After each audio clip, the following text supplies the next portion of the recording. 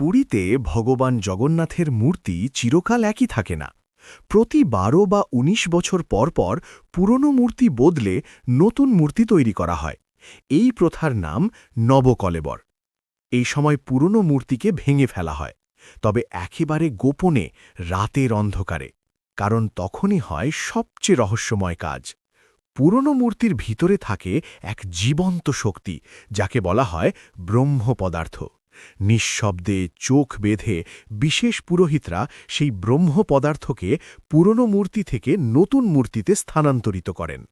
বিশ্বাস করা হয়, যদি কেউ সেই ব্রহ্ম পদার্থ নিজের চোখে দেখে ফেলে, সে নাকি চিরদিনের জন্য অন্ধ হয়ে যায়।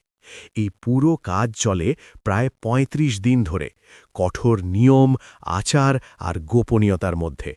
জগন্নাথ শুধু একটি মূর্তি নয়, তিনি এক জীবন্ত রহস্য, এক অলৌকিক বিশ্বাস।